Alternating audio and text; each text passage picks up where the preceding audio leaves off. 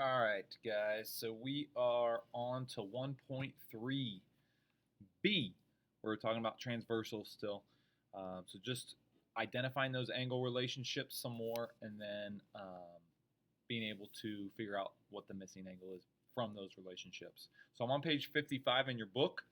All we have to do is name the angle relationship and then find the value of the unknown angle.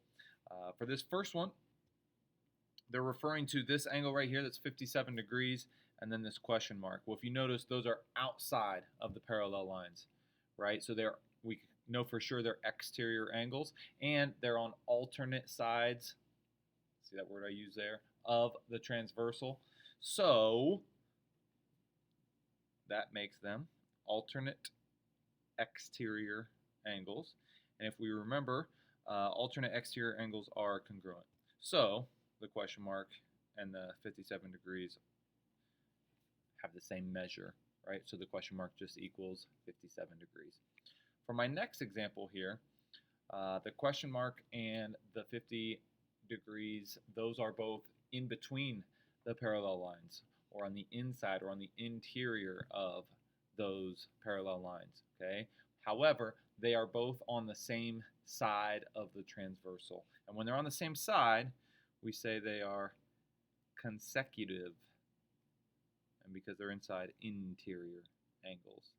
So these are consecutive interior angles. These angles are not congruent. Consecutive interior angles are supplementary. They're both going to add up to 180 degrees. So that's what I'm going to set up. All the equations that we've been solving recently, that makes this one real quick and easy to solve, right? All I have to do is subtract 50 from both sides, and I get that the question mark equals 130 degrees.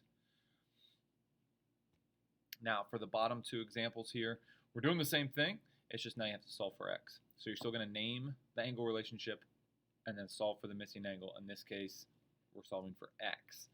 Okay, so for this first example here, both of these, if I look at the intersections, they're both in the same relative position. So for the top parallel line, the angle that they give us is in that bottom right spot. And then for the bottom parallel line, this 111 degrees is in that bottom right spot. These are corresponding angles. And corresponding angles are congruent. So they have the same measure. So that's what I'm going to set up. That's what's going to help me set up my equation. My equation is just going to be that -1 plus 16x equals, has the same measure as that 111 degree angle. So draw my wall, solve this little two-step equation, get rid of that -1 by adding 1 to both sides. We get 16x equals 112. And then x is being multiplied by 16, so I'm just going to divide both sides by 16, which gives us, this first example, x equals 7. X equals 7. All right, for the last example here, both angles that they give us are in between the parallel lines, and they're on the same side of the transversal. And this line right here is the transversal. It's the one that crosses through the two parallel lines. So those are consecutive interior angles. And remember, consecutive interior angles are not congruent. They are supplementary. So they're going to add together to equal 180. That's how I'm going to set up my equation. 7x plus 6 plus 8x minus 6 equals 180.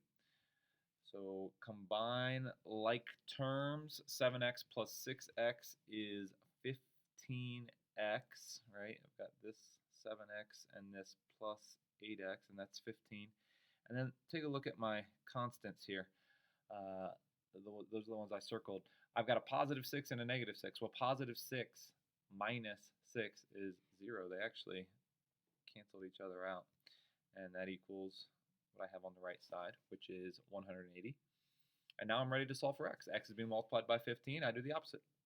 I divide both sides by 15, and I get x equals 12. All right, so your assignment is on pages 57. It's on the next two pages, 57 and 58. And you're just doing the same thing. Identify the relationship and then use that to set up your equation and solve for the missing angle, or in the case of these last two examples, solve for x. All right, make sure you let your teacher know if you have any questions.